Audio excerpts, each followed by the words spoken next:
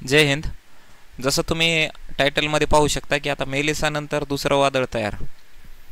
आपल्या भारताचा जो पूर्वेकडचा किनारा आहे, बंगालचा उपसागर किंवा बंगालची जी खाडी आहे, या खाडीमध्ये मोंटा नावाचं एक भयानक असं चक्रीवादळ तयार झालेलं आहे. ठीक आहे, आणि त्याबद्दल आज आपल्याला माहिती घ्यायची आहे. तर हे चक्रीवादळ जे आहे हे मोंटाचं भयानक असं रूप आपल्याला आज पाहायला मिळते आणि ह्या मोंटाबद्दल आपण सविस्तरमध्ये थोडीशी माहिती घेऊयात. ठीक आहे, तर बघा, मोंटाचं एक्झॅक्ट लोकेशन जर बघितलं तर या ठिकाणी आपल्याला मोंटा पाहायला मिळते. आणि दुसरी गोष्टीचा जर विचार केला तर हे जे मोंटा आहे हे 30 ऑक्टोबर रोजी इंडियन मेट्रोलॉजिकल डिपार्टमेंट IMD म्हणजे एक असं डिपार्टमेंट आहे पोरो की जे आपल्या भारताच्या हवामानावरती लक्ष ठेवून असते. आणि भारतामध्ये सध्याला कशा प्रकारचं हवामान आहे, पाऊस कधी येणार आहे, त्याच्यानंतर उष्णता, तापमान, ह्या सगळ्या गोष्टीची नोंद कोण घेते तर ते आपलं IMD घेत असते. ठीक आहे, त्याला इंडियन मेट्रोलॉजिकल डिपार्टमेंट म्हणतात. आणि यांनी अधिकृतपणे जाहीर केले की सायक्लोन मोंटा नावाचं एक सिव्हिअर सायक्लोन स्टॉर्म, ज्याच्याबद्दल आपण लास्ट व्हिडिओमध्ये पण चर्चा केली होती, बरोबर आहे. याला SCS म्हणतात, सिव्हिअर सायक्लोनिक स्टॉर्म, म्हणजे एक वादळ आहे. तर याबद्दल बंगालच्या उपसागरामध्ये सक्रिय झालं आहे. आणि जसं आपण बघितलं मेलिसाबद्दलचं आपण सविस्तर कालच्या व्हिडिओमध्ये आपण चर्चा केली. ठीक आहे, मेलिसाबद्दलची. तर मेलिसा जे आहे त्याच्यामुळं किती नुकसान झालं हे तुम्ही बघितलंच आहे, न्यूजमध्ये तुम्ही कंटिन्यू ती बातमी पाहत असताल. पण आता ह्या आपल्याला जर बघितलं तर मोंटाचा पण आपल्याला किती याचा परिणाम होणार आहे आपल्याला हे उद्याच्या तारखेला लक्षात येणार आहे. हे वादळ मेलिसा संपल्याच्या फक्त काही दिवसांनी तयार झालं आणि म्हणजेच समुद्राच्या पृष्ठभागावर अजूनही प्रचंड उष्णता टिकून आहे. आता तुम्हाला कालच्या व्हिडिओमध्ये पण मी चर्चा केली होती की समुद्राच्या उष्णतेवरती समुद्राच्या पृष्ठभागाची उष्णता, ठीक आहे, पृष्ठभाग, आणि हा पृष्ठभाग इतका गरम का होत आहे आणि ज्यामुळं वादळ तयार होत आहेत. ठीक आहे, दुसरी गोष्ट, हे जे नाव आहे हे मोंटा नाव म्यानमार ह्या देशानं सुचवलेले आहे. भविष्यात तुम्हाला परीक्षेमध्ये प्रश्न येणार आहे याच्यावरती की मोंटा नाव जे आहे हे कोणी सुचवलं आहे, तर हे म्यानमार ह्या देशानं सुचवलेलं आहे.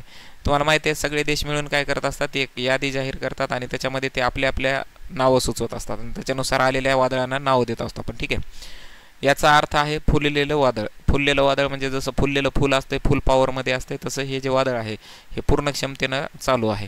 ठीक आहे, बरं, हे वादळ आपल्या आयुष्यामध्ये आपल्याला महत्त्वाचा असा एक धडा देऊन जातात आणि ती शिकवण काय आहे याबद्दल आपण क्लासच्या शेवटी चर्चा करूया. हे वादळ का आणि कसं तयार झालं हे बघा. सी सरफेस टेम्परेचर, ज्याचं मी आता मागच्या व्हिडिओमध्ये मागच्या स्लाईडमध्ये चर्चा केली की सी सरफेस टेम्परेचर, समुद्राच्या पृष्ठभागाचं तापमान, याला काय म्हणायचं, समुद्र पृष्ठभागाचं तापमान. ठीक आहे, तर हे पृष्ठभागाचं तापमान जे आहे बंगालच्या उपसागरामध्ये पाण्याचं तापमान 29 ते 31 डिग्री सेल्सिअस दरम्यान आहे. ठीक आहे, 29 ते 31 डिग्री सेल्सिअस हे तापमान म्हणजे समुद्राच्या पाण्याच्या पृष्ठभागाच्या तापमानासाठी जास्त आहे आणि जे तुफान तयार होण्यासाठी एक आदर्श किंवा तुफान तयार होण्यासाठी आहे ना योग्य असं, ठीक आहे, योग्य असं तापमान आहे हे. आता याबद्दल आपण पुढच्या व्हिडिओत चर्चा करणार, जसं मी तुम्हाला काल सांगितलं. त्या व्हिडिओमध्ये आपण काय की ला निनो, एल निना जे आहेत याबद्दल आणि समुद्राच्या पृष्ठभागाचं तापमान वाढत का आहे याबद्दल आपण पुढचा लाईव्हमध्ये त्याच्यावरती आपण चर्चा करू. ठीक आहे, त्यामध्ये तुम्ही तुमचे प्रश्न वगैरे विचारा, मी तुम्हाला उत्तर सांगतो त्याच्यावर. लो प्रेशर सिस्टम बघा, 26 ऑक्टोबरपासून एक कमी दाबाचं क्षेत्र तयार झालं आणि 28 तारखेपर्यंत ते डीप डिप्रेशन आणि याचं रूपांतर होतं आहे सायक्लोनमध्ये रूपांतरित झालं. सुरुवातीला काय होतं की जिथं कमी दाबाचा पट्टा तयार झाला, आता समजा या भागामध्ये कमी दाबाचा पट्टा आहे तर आजूबाजूचे वारे इकडे यायला लागतात. ठीक आहे, कारण तुम्हाला माहिती आहे एखाद्या ठिकाणी कमी असेल तर दुसऱ्या ठिकाणाहून जिकडे जास्त आहे तिकडून कमीकडे काय होते, वाहायला लागतात. तापमान असेल, वारे असेल, प्रत्येक गोष्ट. ठीक आहे, जास्तकडून कुठं वाहतात, कमीकडं. पैशाचं उदाहरण जरी बघितलं तर श्रीमंताकडून गरीबाकडे जातात का, गरीबाकडून श्रीमंताकडे जाईल का, तर नाही, कारण ज्याच्याकडे जास्त आहे त्याच्याकडून कमीकडे जाईल, बरोबर आहे. तसं हे जे आहे तर हे कमी दाबाचा पट्टा जिथं आहे या कमी दाबाकडं जास्त दाबाकडून वारे व्हायला लागतात आणि त्यामुळं डिप्रेशन तयार होते, म्हणजे आतल्या बाजूला जो फ्लो तयार होते याला डिप्रेशन. त्याच्यानंतर हेच वाढत वाढत जाऊन याचं रूपांतर डीप डिप्रेशनमध्ये होते आणि पुन्हा त्याचं रूपांतर होते सायक्लोनिक स्टॉर्ममध्ये, म्हणजे चक्रीवादळामध्ये त्याचं रूपांतर होते. ठीक आहे, आणि विंड शेअर कमी, वातावरणातील वाऱ्याचा वेग स्थिर असल्यामुळे तुफान वाढू शकतं. म्हणजेच मेलिसामुळे निर्माण झालेल्या समुद्राच्या उष्णतेनेच मोंटाला जन्म दिला आहे. आणि कालच्या याच्यामध्ये मी तुम्हाला सांगितलं की इथं दोन्ही प्रकार आहे ना, मेलिसा आहे, त्याच्यानंतर मोंठा आहे. तर दोन्ही प्रकारनं कमी दाबाचे पट्टे तयार झाले, चक्रीवादळ झाले. त्यामुळं वाऱ्यांमध्ये याला डबल शेअर इफेक्ट म्हणू शकतो आपण. दोन्ही चक्रीवादळ जे आहेत हे एकमेकांवरती परिणाम करत आहेत आणि ह्या परिणामामुळेच तुम्हाला माहिती आहे मेलिसामुळे तर जन्म कोणाचा झाला आहे तर मोंठाचा जन्म झाला आहे, मोंठा तयार झाले. बरोबर आहे. सध्याची स्थिती बघितलं तर 30 ऑक्टोबर 2025 सकाळी 9 वाजता म्हणजे आजच्या दिवशी सकाळी 9 वाजताची तारीख आहे.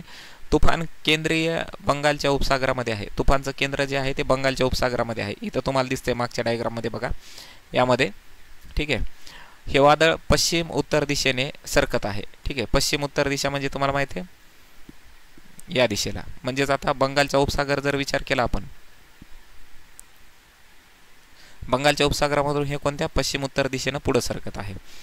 तर अंदाजानुसार हे 31 ऑक्टोबरच्या रात्री किंवा 1 नोव्हेंबरच्या सकाळी आंध्र प्रदेशातील काकीनाडा जवळ लँडफॉल करेल. ठीक आहे. याच्यामध्ये थोडेसे चेंजेस झालेत, त्यामुळे ह्याचा जो डायरेक्शन आहे तो पण थोडा बदलते आणि ह्याची जी डेट आहे ती पण थोडीशी काय होऊ शकते, व्हेरिएशन होऊ शकते, चेंज होऊ शकते. याच्यामध्ये आता वाऱ्याच्या वहनाच्या दिशेवर डिपेंड आहे. बरोबर आहे. जर उद्यापर्यंत याच्या वाऱ्याच्या वहनाची दिशा बदलली तर आणखी याच्यामध्ये काही चेंजेस होऊ शकतात. केंद्राजवळ वाऱ्याचा वेग जो आहे तो 90 ते 110 किलोमीटर प्रति तास.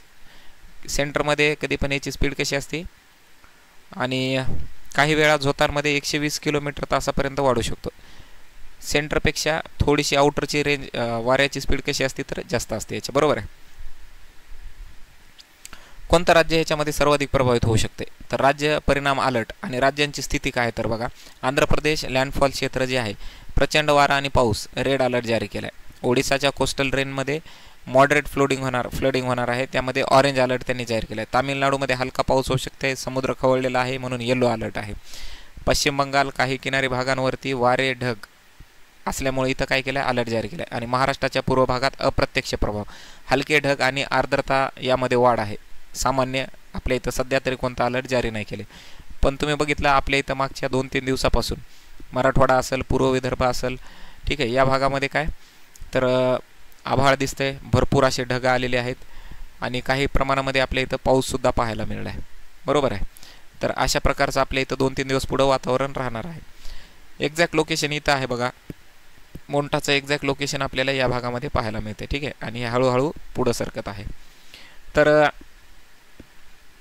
याचे परिणाम आणखी बघू शकतो आपण. सी सर्ज जो आहे, सी सर्ज म्हणजे समुद्राच्या लाटांचा विचार जर केला तर 1 ते 2 मीटर उंचीच्या लाटा तयार होणार आहेत. किनारपट्टीवरील भागांमध्ये पूरसुद्धा येऊ शकतात. झाडे उखडणे आहे, विजेच्या तारांवरती याचा परिणाम होणार आहे. मच्छीमारांना समुद्रात जाण्यापासून मनाई केलेली आहे. ठीक आहे. शाळा कॉलेजेस बंद आहेत.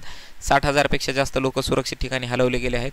NDRF, SDRF आणि नेव्ही हे तीनही सज्ज आहेत आणि एकदम शासनानं त्यांच्याकडून जी तयारी करायला पाहिजे, सरकारनं किंवा IMDनं, ह्या दोघांनी सुद्धा त्यांची पूर्ण तयारी केली आहे.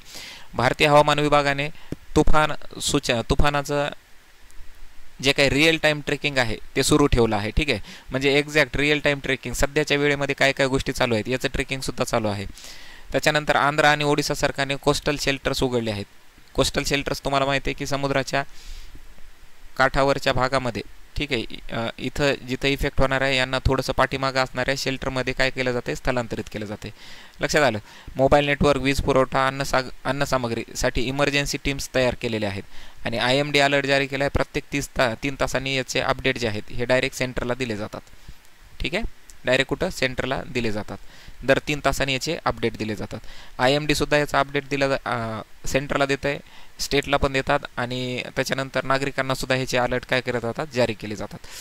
दुसरी गोष्ट महत्त्वाची की मोंठा विरुद्ध मेलिसा यामध्ये आपण थोडेसे महत्त्वाचे काही तथ्य आहेत, यांचे घटक बघू. सायक्लोन मेलिसा आणि सायक्लोन मोंठा निर्माण तारीख जर बघितली तर 18 ऑक्टोबर 2025 आहे आणि याची 26 ऑक्टोबर 2025 आहे. ताकद जर बघितलं तर व्हेरियर सिव्हिअर सायक्लोनिक स्टॉर्म आहे आणि हा सिव्हिअर सायक्लोनिक स्टॉर्म आहे. याचा वेग आहे 130 ते 150 किलोमीटर आणि मोंठाचा विचार केला तर 90 ते 110, म्हणजे मोंठा थोडासा याच्यापेक्षा कमी सिव्हिअर आहे.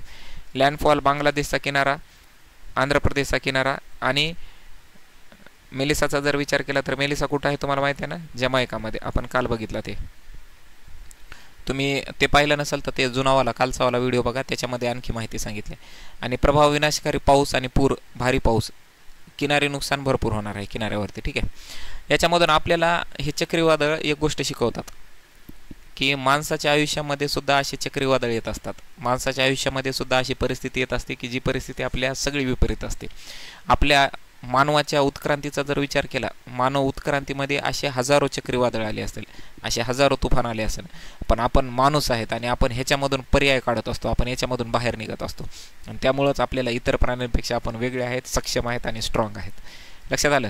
तर मानवाच्या उत्क्रांतीमध्ये असे हजारो चक्रीवादळ येऊन गेले, तरी आपण थांबलो का? तर नाही थांबलो. आणि हीच गोष्ट आपल्याला भारी बनवते, हीच गोष्ट आपल्याला वेगळी बनवते. आणि ह्या गोष्टीला विद्यार्थ्यांनी, तुम्ही सगळ्यांनी लक्षात घ्यायचे. आपल्या आयुष्यात, तुमच्या आयुष्यामध्ये पण अशा कितीतरी गोष्टी येणार की जिथं तुमच्या सगळी परिस्थिती विपरीत असणार, सगळ्या सिच्युएशन तुमच्या अपोजिट असणार.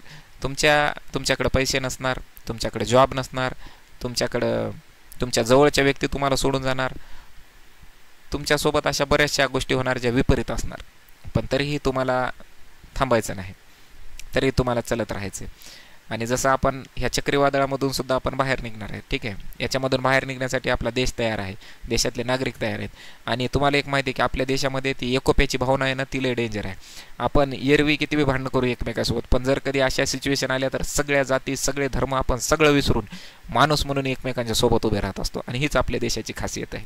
जर नेते सोडलं ना, त्यांनी आपल्याला वाटायचा प्रश्न सोडून दिला, जातीजातीमध्ये आपल्याला विभागणं सोडून दिलं, तर त्यांचं सोडून बाकी आपल्यामध्ये किती प्रेम आहे, किती जिव्हाळा आहे हे आपल्या सर्वांना माहिती आहे. आपण कधीही कोणत्या जातीचा विचार न करता एका वर्गामध्ये, एका बेंचवर, एका डब्यामध्ये जेवणारे आपण आहेत. लक्षात आलं? एका नगरमध्ये वेगळ्या वेगळ्या जातीचे लोक राहतो, सगळेजण मिळून एकमेकांचे सण साजरे करतो आणि प्रत्येकाच्या सुखादुखाला जातो. तर म्हणूनच आपण भारतीय आहेत. लक्षात आलं? तर जसं हे चक्रीवादळ आले, मेलिसा असेल, मोंटा असेल, याचा परिणाम काही दिवस राहणार आहे, नंतर निघून जाणार आहे. तसं तुमच्या आयुष्यात आलेले चक्रीवादळ पण काही दिवस थांबतील, निघून जातील. आणि त्याच्यानंतर तुम्हाला दिसणार आहे एक चांगली अशी पहाट, ज्या पहाटीमध्ये तुझं सक्सेस असणार आहे, ज्या पहाटीमध्ये तू तुझ्या आईवडिलाचं स्वप्न पूर्ण केलेलं असणार आहे. त्यामुळं थांबायचं नाही, अभ्यास करत राहा. बाकी सगळ्या गोष्टी शिकवायला मी आहेच. आणि टेन्शन नाही घ्यायचं आहे. सगळ्यांसाठी प्रार्थना करा, प्रे करा, लवकरच हे वादळ थांबून जाईल. भेटूया पुढच्या व्हिडिओमध्ये. निसर्ग आपल्याला सतत इशारा देतोय, हवामान बदलाच्या लाटा आता आपल्या दारात आहेत आणि यातून आपल्याला बाहेर निघायचं. येणाऱ्या पिढीसाठी आपल्याला चांगलं वातावरण, चांगलं भविष्य, चांगलं एन्व्हायरमेंट तयार करायचं. याबद्दल आपण जागृती करतच राहू. हा व्हिडिओ जास्तीत जास्त जणांपर्यंत शेअर करा. भेटू पुढच्या व्हिडिओमध्ये. सर्वांना धन्यवाद. जय हिंद.